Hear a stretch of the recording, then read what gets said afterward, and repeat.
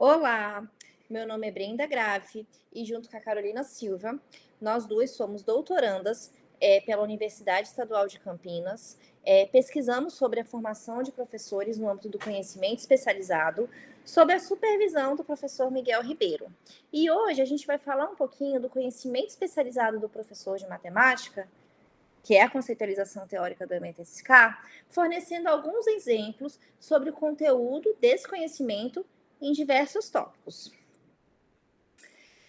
Antes disso, a gente precisa fazer alguns comentários que vão permitir que vocês entendam um pouquinho a perspectiva e o foco do nosso trabalho quando a gente considera a formação de professores e pesquisa de forma imbricada. Se a gente apenas sabe de onde vem, trilhando o mesmo caminho que os outros, poderemos fazer escolhas mais informadas sobre para onde vamos, para onde não desejamos ir, o que a gente não pretende fazer e o porquê não se pretende fazer, permitindo fazer novas descobertas. Porque continuar a fazer o mesmo, com o mesmo foco e esperar resultados diferentes, não é nada científico. A sociedade hoje está doente por falta de conhecimento e nós temos que ser a vacina que temos que ser mais, na verdade, do que a vacina que protege, mas essencialmente a medicação que cura. E hoje nós temos a formação como uma cápsula que contém a cura para essa falta de conhecimento. Bom, considerando então do lugar onde nós estamos falando, né, a gente tem como premissa que os alunos têm direito de aprender, né, e nós como professores oportunizar esse aprender, né, esse aprender matemática. E obviamente que o aluno tem também de se esforçar para aprender matemática. E a gente tem como resultado de pesquisa que o conhecimento do professor ele é um fator decisivo na qualidade da prática matemática, porque esse conhecimento é que fundamenta a sua prática. E também é um fator decisivo nos resultados dos alunos. O como o professor conhece e o quanto ele conhece vai impactar nas discussões que ele vai fazer com os seus alunos e, consequentemente, na aprendizagem e nos resultados dos alunos. Por isso, o professor, a gente entende que tem que conhecer mais que os alunos. Isso pode parecer óbvio, né? Mas quanto mais, né? E o que significa esse mais? E é em relação ao quê? É em relação ao nível de conhecimento dos alunos, mas considerando que não é qualquer conhecimento. E esse conhecimento, para ser ampliado, desenvolvido, refinado, tem que ser foco da formação de professores. E aí, considerando, então, assim, qual que foi o movimento de pesquisa que nos trouxe até hoje, que a gente continua fazendo esse tipo de pesquisa, que a gente entende que, dependendo da atuação do profissional, né, do profissional que a gente está considerando, a gente tem que ter, então, uma formação especializada no âmbito da matemática. Porque a prática profissional do professor é diferente da prática profissional de outras pessoas, de outros profissionais que usam a matemática, mas a do professor tem sempre como foco o quê? Desenvolver o conhecimento matemático dos alunos. Então, se a gente for pensar aqui num recorte, numa perspectiva histórica, desde 1986, a gente tem alguns pesquisadores de Schumann, aqui a Melloni, que tem desenvolvido pesquisa com esse foco, considerando o conhecimento profissional do professor. Porém, né, se a gente for pensar numa perspectiva de conhecer o passado para entender e perspectivar até o futuro, né, a gente traz que os autores como Schumann e Tardif, eles focam no conhecimento na perspectiva das generalidades do conhecimento do professor. Ou seja, o conhecimento que todo professor tem que ter, não importa de qual área ele seja, o professor de história, o professor de geografia. Então, contemplando ali elementos gerais da prática profissional docente. Passa, por favor, amiga. Pode passar mais uma vez.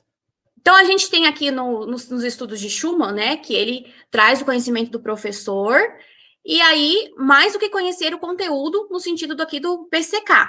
E ele traz na sua conceitualização que esse conhecimento ele é constituído por 7 componentes, das quais apenas 3 estão relacionadas especificamente com o conteúdo que o professor tem que abordar, né? E aí, pode ser de qualquer área do conhecimento. O Schumann não estava preocupado em investigar ali o conhecimento apenas do professor de matemática, mas de todas as áreas de conhecimento.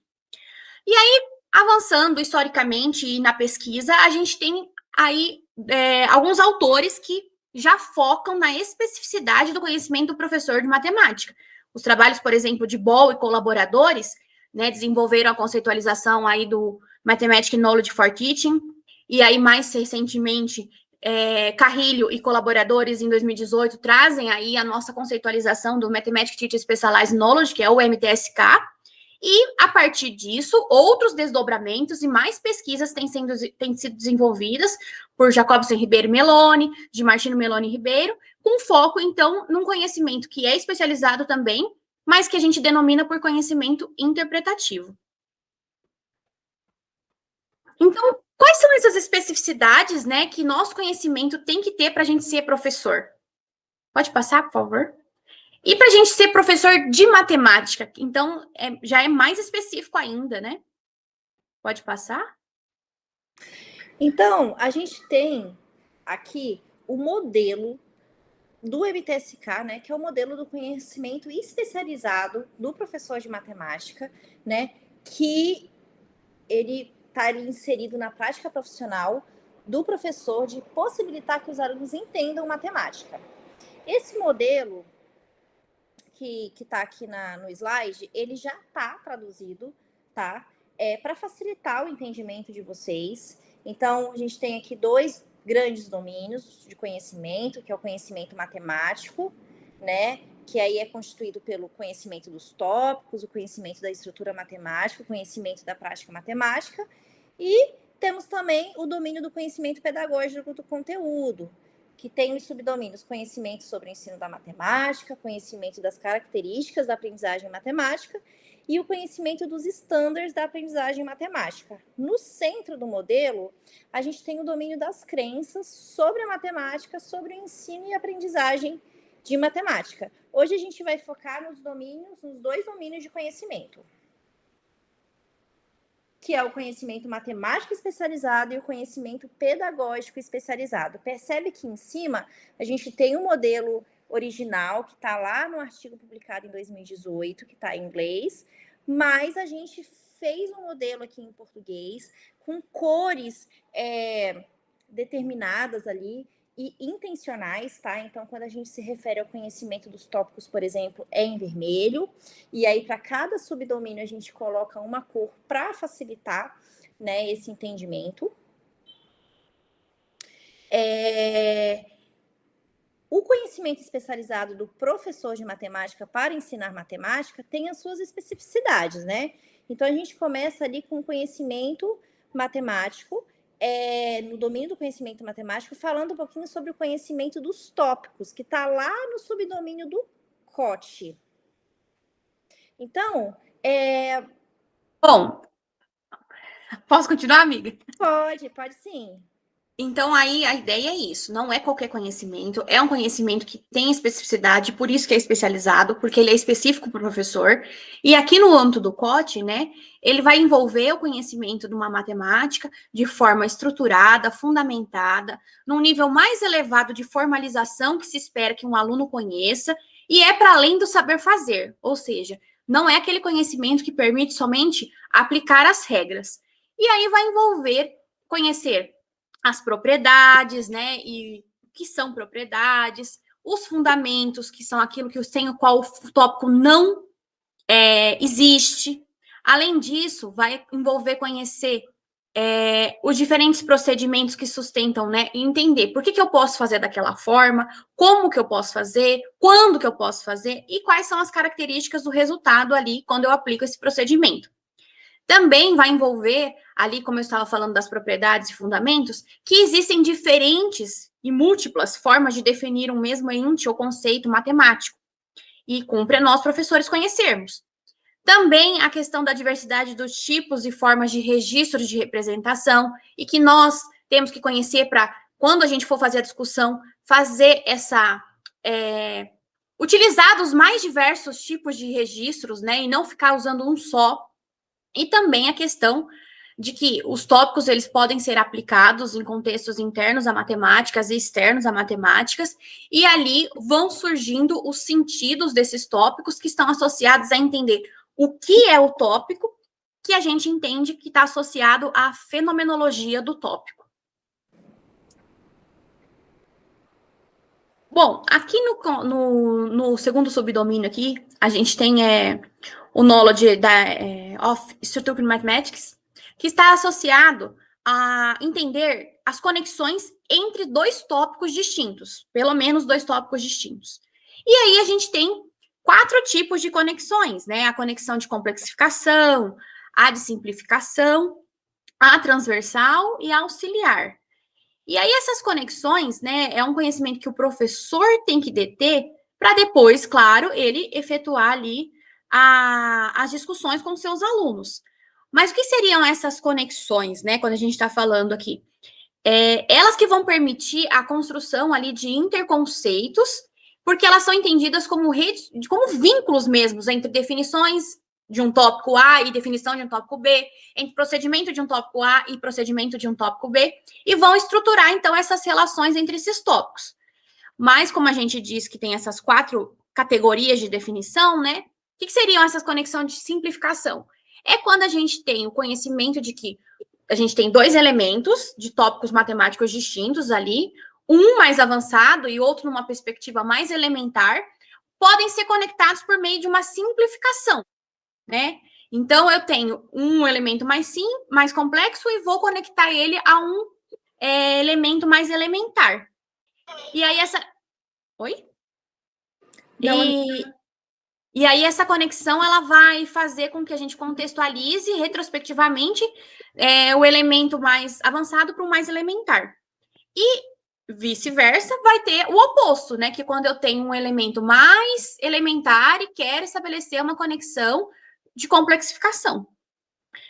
Bom, aí também, quando a gente fala da conexão de simplificação, ou perdão, da auxiliar, a gente vai estar associado ao quê? Ao conhecimento que eu preciso de um tópico ou conceito diferente, que não é foco do que eu quero entender, que não é foco da discussão, mas eu acrescento ele ali necessariamente para entender e contribuir com a discussão matemática que eu quero efetuar.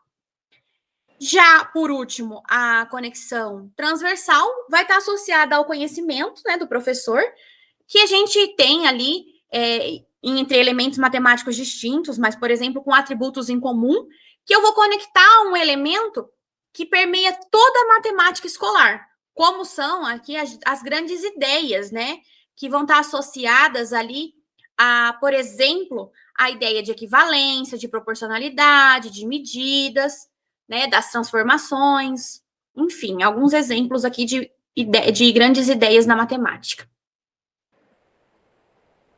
Pode passar, por favor.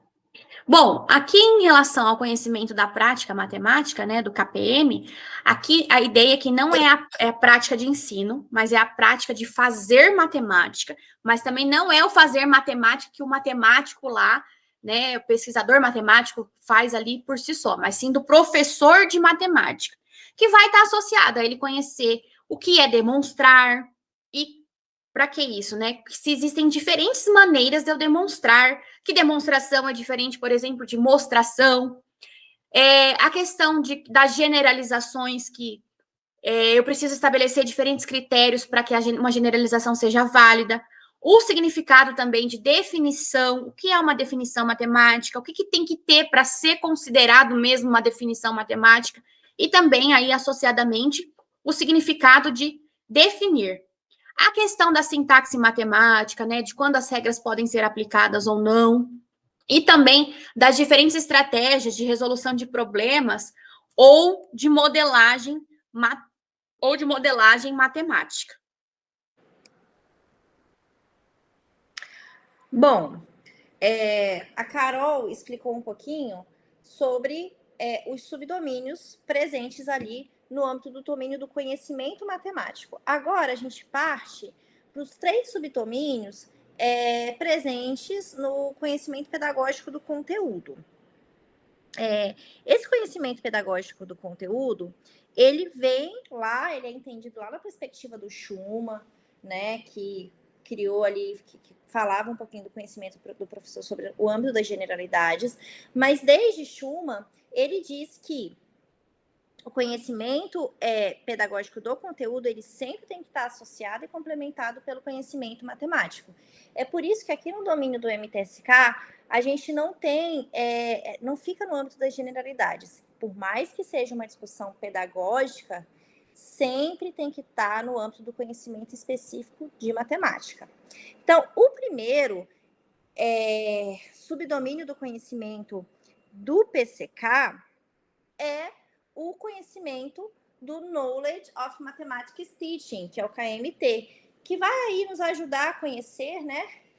Vai nos cumprir conhecer, na verdade, as teorias pessoais e institucionais de ensino, os recursos, tanto materiais ou digitais, que a gente pode utilizar para discutir um tópico com os alunos, né? E esses recursos, eles vão ajudar a gente a potencializar ou minimizar algumas limitações, né? Para que os alunos consigam aprender mais e melhor matemática.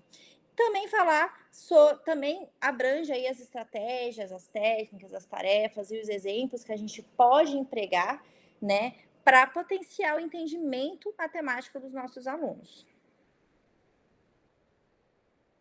Já o Knowledge of Futures of Learning in Mathematics, que é o subdomínio do KFLM, ele tem aí as características das aprendizagens de cada um dos distintos tópicos matemáticos por parte dos alunos. Então, esse subdomínio ele vai envolver conhecer as teorias de aprendizagem, tanto pessoais ou institucionais, as maiores dificuldades, os erros típicos que os alunos revelam quando estão aprendendo um tópico, e até mesmo as facilidades que eles detêm acerca de um determinado tópico. Nesse subdomínio, a gente também tem um conhecimento associado às formas de interação que os alunos possuem com cada um dos tópicos, né? Como eles se relacionam aí com as estratégias empregadas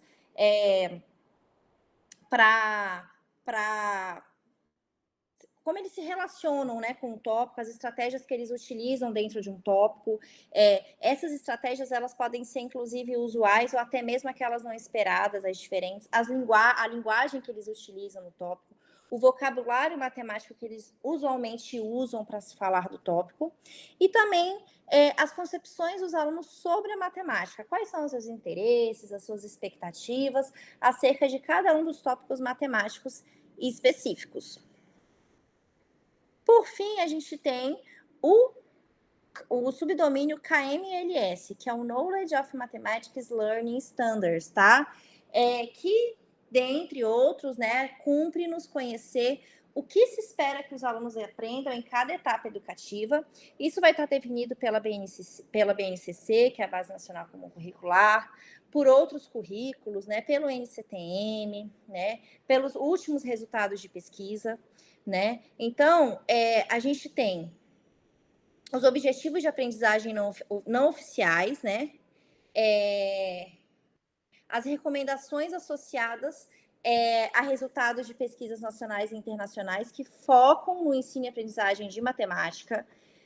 Quais temas e tópicos matemáticos correspondem a um nível de desenvolvimento conceitual e procedimental esperado para cada um dos tópicos e os temas associados, e também conhecer o sequenciamento desses tópicos, né? Tanto dos tópicos quanto dos temas dentro de um mesmo ano ou entre os anos e etapas educativas distintas aí do currículo escolar. Bom, mas a gente trouxe então aqui uma discussão teórica que só vai fazer sentido na nossa prática se a gente conseguir visualizar o que elas significam. E aí, para a gente também pensar sempre numa autoavaliação do que eu conheço e quanto eu conheço, né?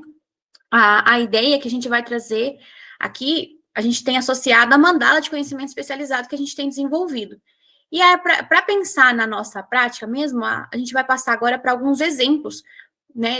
Do que é, por exemplo, exemplo de conhecimento no COT. O que é um exemplo de conhecimento num tópico do KMT? Pode passar, por favor. E aí a gente tem, então, aqui, no âmbito do COT, né, no conhecimento dos tópicos, que exemplos de conhecimento que a gente tem que ter enquanto professor, né? E que aí a pesquisa e a formação tem que passar a formar os professores. Então, conhecer que o todo a ser medido, né, e a unidade de medida que a gente utiliza tem de ser sempre de mesma natureza. Eu só posso comparar coisas comparáveis. Então, eu só posso medir uma medida de distância como uma unidade de medida de distância. Eu só posso medir a área utilizando uma unidade de medida de área. Outro exemplo é conhecer que o resultado da medida de qualquer grandeza direta sempre vai ter expresso por um valor numérico, seguido da sua unidade de medida, que tem que ser correspondência, independente dessa unidade de medida ser convencional ou não, né? Pode ser aqui, por exemplo, palmos, centímetros, para a unidade, para quando eu estiver medindo a grandeza à distância. Conhecer que quando o primeiro fator é uma quantidade não natural e o segundo fator é uma quantidade natural, o produto só pode ser considerado no sentido da configuração retangular. Então, aqui a gente está trazendo um exemplo no contexto da multiplicação. Conhecer também que os diferentes registros de representação para uma mesma regularidade de repetição. Conhecer que quando mantemos a quantidade final, o resultado da operação, né, para cada operação matemática que a gente está considerando, as demais quantidades envolvidas no problema sempre terão um limite máximo. Conhecer que um pictograma é um gráfico onde se empregam imagens para representar as informações coletadas. Aí também gostaria de complementar com um exemplo no âmbito das transformações geométricas e isométricas. Por exemplo, aqui, o que a gente entende que é uma transformação geométrica e isométrica?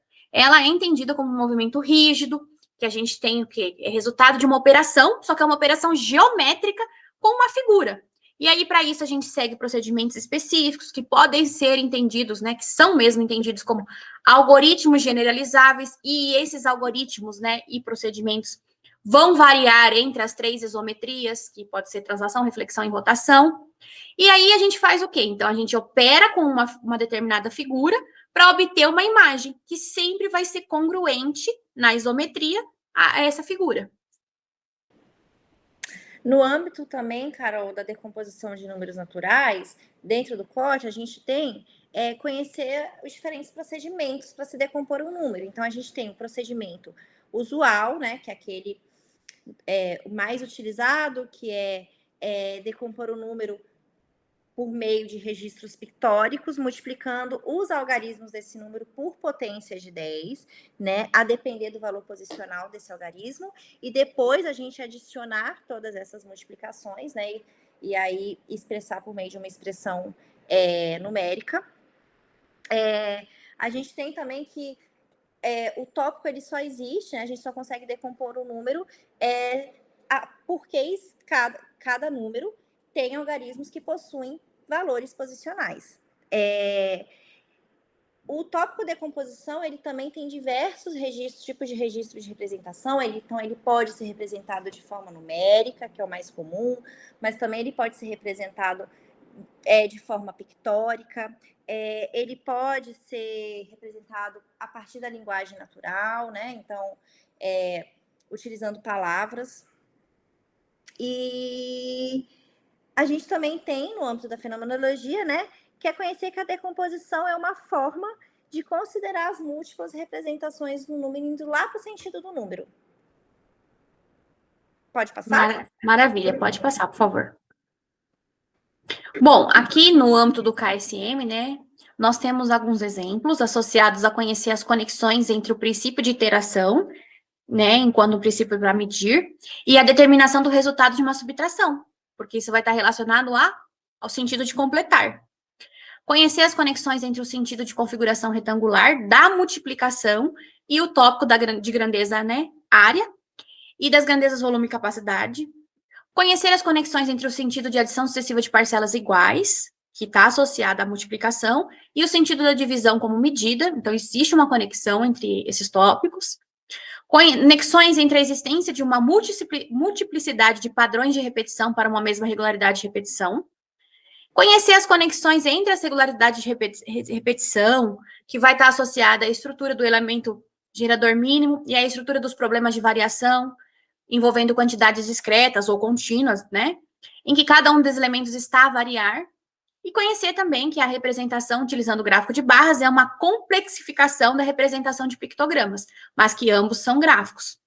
Considerando aqui, no caso das transformações geométricas e isométricas, e pensando na simetria, né, que não são a mesma coisa, a gente pode entender que há uma conexão de simplificação entre o eixo de simetria e o eixo de reflexão.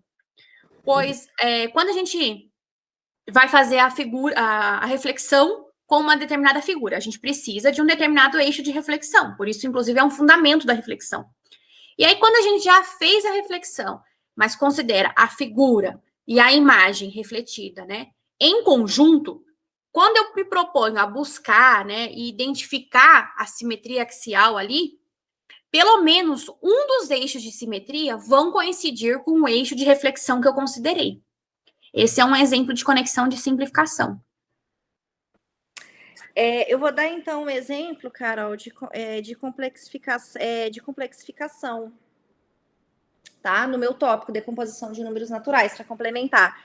Que é conhecer que existe aí uma conexão, né, entre os procedimentos de decomposição e os procedimentos da resolução de expressões numéricas, tá? Já que ao utilizar as relações de adição e de multiplicação, então, por exemplo, 36 vezes 4, a gente pode também pensar em 4 vezes 35 mais 4 vezes 1.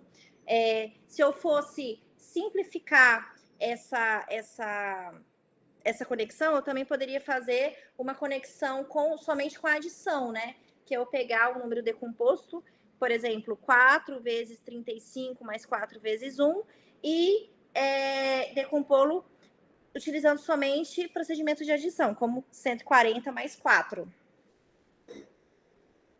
Então, eu vou ter aí diversas expressões equivalentes, né? Mas eu vou estar aí configurando, deixando complexificado ou simplificado, por exemplo, a depender da operação que eu utilizo. Bom, aqui no âmbito do KPM, alguns exemplos que a gente tem, em termos aqui da linguagem matemática adequada, por exemplo, que tamanho, né, quando a gente fala de tamanho, né, por ser um termo muito generalístico, né, a ideia é usar a magnitude, né, do objeto que eu estou falando ali.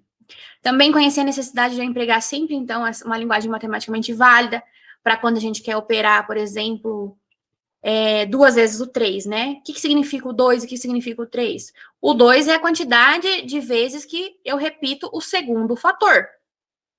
Conhecer também que existem diferentes formas de validar uma igualdade envolvendo quantidades desconhecidas e as relações entre elas, e a necessidade de empregar sempre uma linguagem matematicamente válida, para quando a gente está se referindo, perdão, a cada uma das opções registradas no pictograma. O que representa cada uma das imagens incluídas no pictograma? No âmbito aqui das transformações geométricas e isométricas, um exemplo é quando a gente fala giro, né? Que é giro? Giro é como eu denomino o ângulo cuja amplitude é de 360 graus. Ou também posso denominar como volta completa, né? Então, se essa forma como eu denomino um caso específico de amplitude de ângulo, eu não posso utilizar giro para se referir a rotação, até porque rotação é uma transformação geométrica isométrica e não a amplitude de um ângulo. No âmbito da decomposição dos números naturais, uma linguagem matematicamente incorreta que é muito utilizada é falar que a gente vai separar os números por casinhas quando vai decompor o número. Então, na verdade, o que a gente está fazendo ao separar o número por casinhas é pensar o número em termos das suas partes componentes, né? Ou seja, separá-los aí de acordo com a ordem e com o seu valor posicional, né? Então, a ideia é que a gente pare de utilizar esse termo, né? Essa frase, separar o número por casinhas, porque ela é uma matemática inválida, matematicamente incorreta, e que não ajuda o aluno a entender o que ele está fazendo ao decompor um número.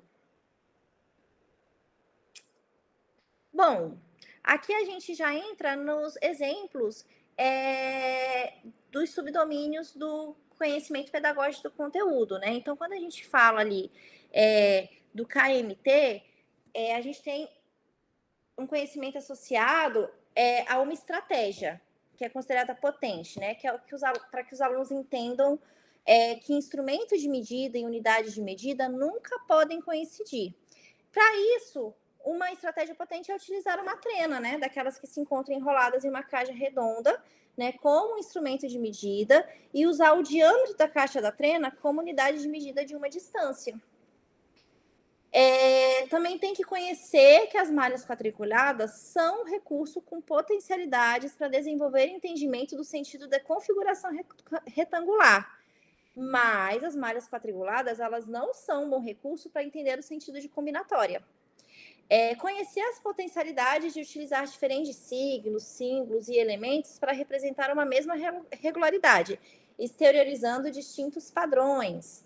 Conhecer que a modelação utilizando retângulos é um bom recurso para resolver o problema inicial e para tornar explícita a variação nas questões subsequentes.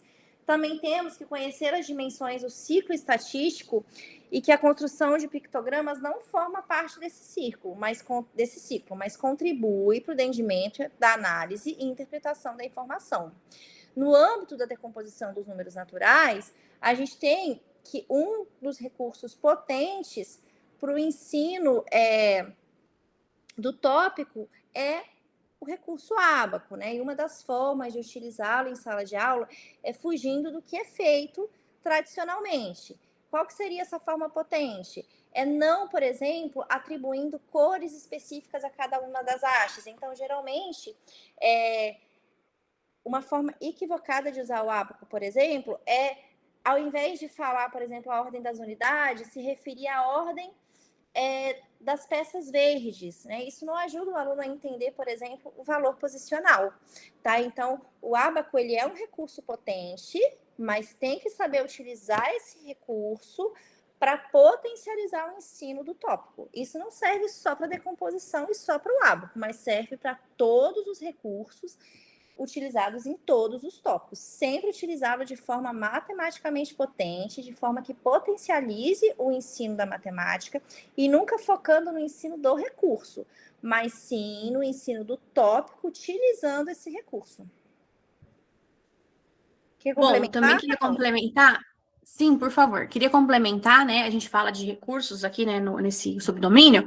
E aí, no âmbito das transformações geométricas e isométricas, né, nas isometrias, conhecer, então, que a malha quadriculada, ele é um recurso que tem potencialidades quando eu quero, por exemplo, introduzir o ensino das isometrias, para que os alunos desenvolvam um entendimento ali, quando eles têm que efetuar mesmo ali geometricamente, usando representação pictórica e seguindo os procedimentos geométricos.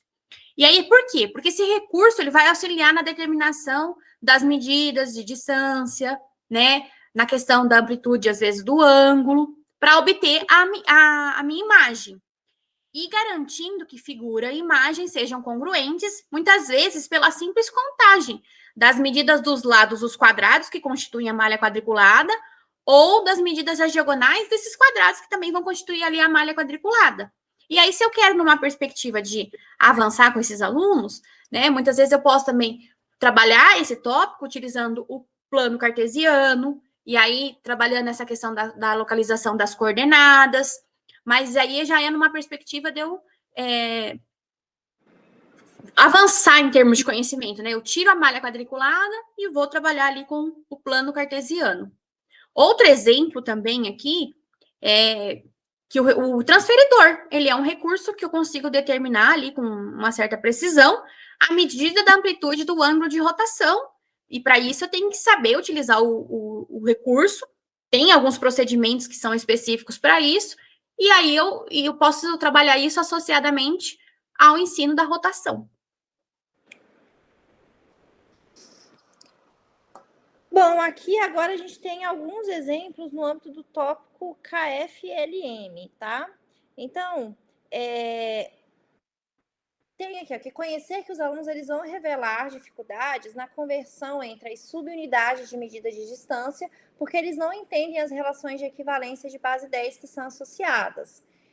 Conhecer, né, que para que se entenda a multiplicação, é fundamental que o aluno compreenda o papel do operador multiplicativo, permitindo que ele faça antecipações do número n de vezes que os conjuntos de elementos se repetem. Também conhecer que os alunos têm dificuldade em efetuar generalizações, pois não têm tipicamente desenvolvido uma forma de pensar matematicamente, muitas vezes ficando ali no nível do observável, que é o concreto. E aí eles não efetuam uma transição do concreto para o abstrato. Conhecer também que os alunos aprendem de forma mais significativa e impactante, em termos de sustentabilidade, quando recorrem a registros de representação variados, como seja o recurso de representação em retângulos, ou somente utilizando representação numérica. Também conhecer que os alunos têm dificuldades em entender os motivos que sustentam a necessidade de que as imagens do pictograma possuem sempre e todas as mesmas dimensões. Dentro do tópico decomposição de números naturais, por exemplo, a gente tem que uma das dificuldades dos alunos é que eles confundem ao decompor um número, o que é valor posicional dos algarismos desse número e qual que é o valor absoluto dos algarismos desse número. Mas, em contrapartida, eles têm facilidade nos procedimentos de decomposição quando não se tem zero em algarismos que não sejam da unidade. Então, por exemplo, eles têm mais facilidade em decompor o número 123 do que, por exemplo, o número 105. Eles sentem mais dificuldade quando tem um zero ali intercalado, tá? Isso é o que a pesquisa nos mostra. Carol?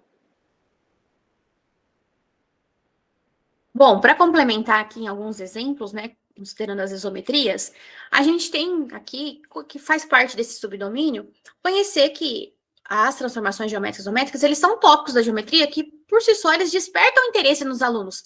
Quando eles têm, por exemplo, que construir e explorar figuras planas e espaciais a partir ali das diferentes transformações. E isso vai estar associado e contribuindo com o desenvolvimento da imaginação e da criatividade dos alunos.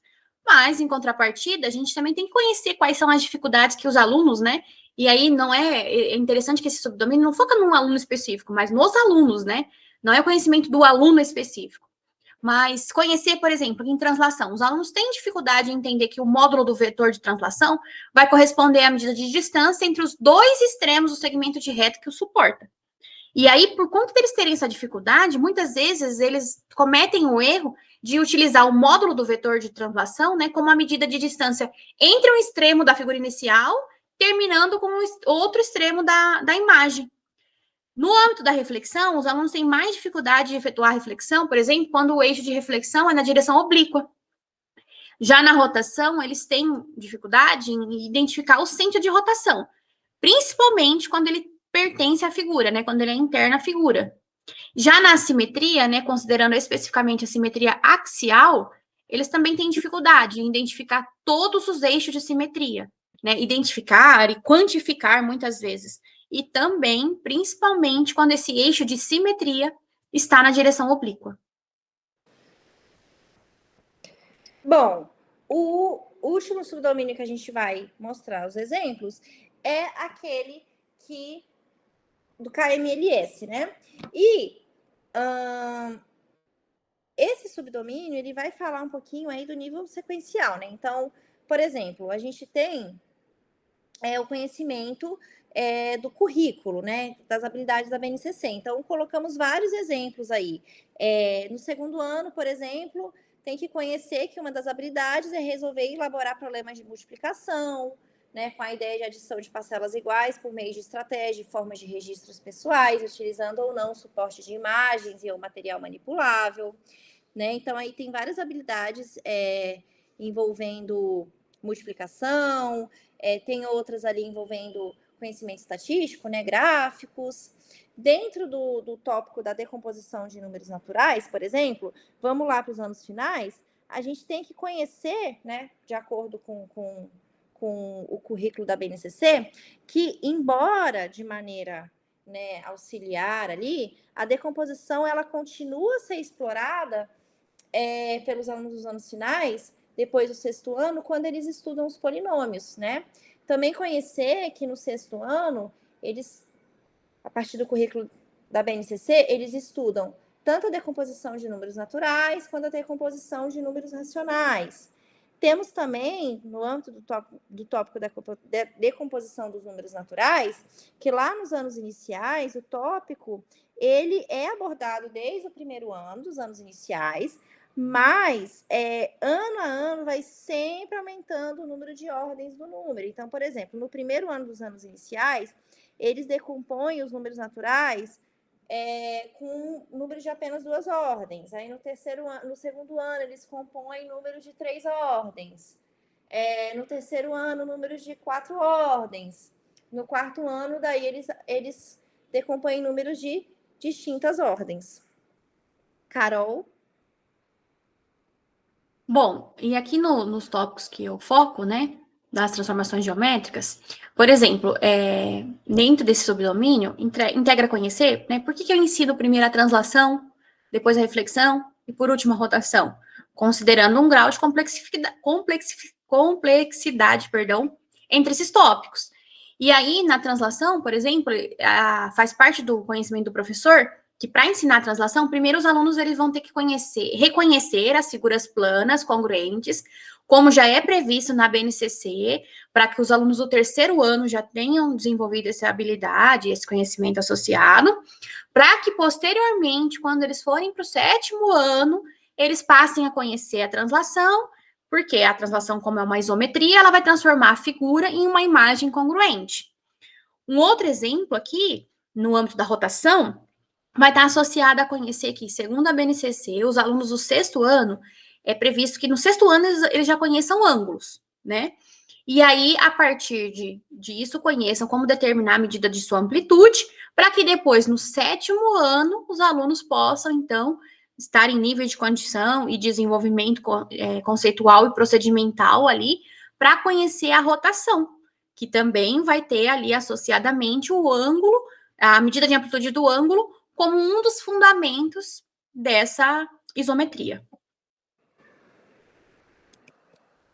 Bom, aqui aí, para a gente finalizar, né, a gente traz aqui a ProGuida, né, que faz sempre parte dos materiais de formação do CIESP-MAT, né, e assim, se a gente for pensar que em outros contextos, né, que às vezes a gente participa de formação, é normal ter muitas dúvidas, né, mas também sempre a gente ter algumas certezas, ou muitas certezas, né, porque ela traz aqui, né, dúvidas de como fazer, se já conheço o que necessito conhecer sobre o tópico e sobre os recursos, e sobre as dificuldades dos alunos, e sobre como usar os recursos de uma forma integrada, as discussões matemáticas, porque isso vai estar muito específico de cada tópico, e por isso eu, professor, tenho que ir desenvolvendo meu conhecimento, considerando as especificidades de cada tópico. E aí ela traz também aqui, que tem algumas certezas.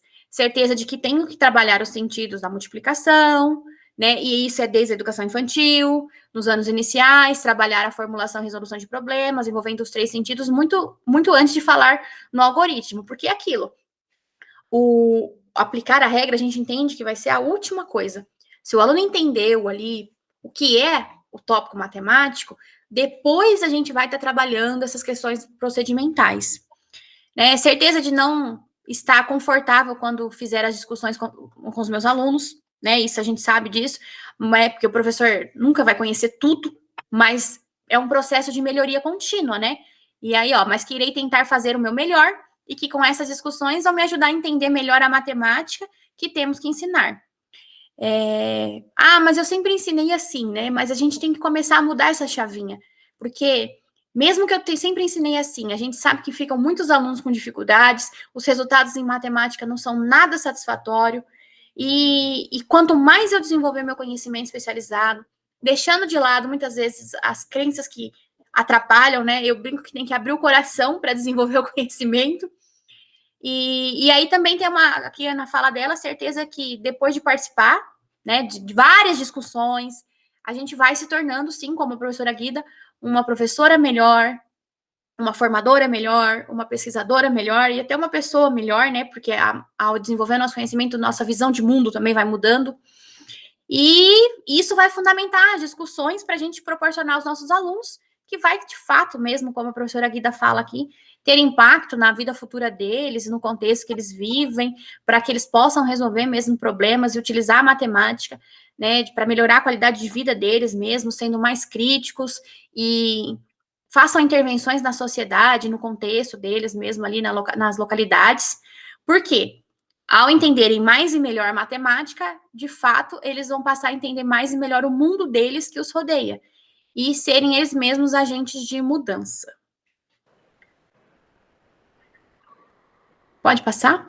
E aqui, para finalizar, a gente tem os livros, né? Alguns dos livros aqui da coleção CIESP-MAT, né? Em breve teremos mais. E toda essa discussão, esses exemplos que a gente trouxe, esses livros têm também né? E aí é uma forma de nós nos autoformarmos ao ler, né, esses livros aí do grupo de pesquisa.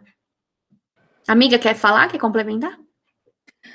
Não, acho que tá ok. Só dizer, né, que nós já passamos também, né, Carol, por esse movimento de transformação, que é muito importante. A gente começou a virar a nossa chavinha depois que a gente começou a desenvolver o nosso conhecimento especializado, e é isso que a gente almeja que vocês consigam também, né? Vocês já estão desenvolvendo conhecimento especializado, mas que desenvolvam cada vez mais.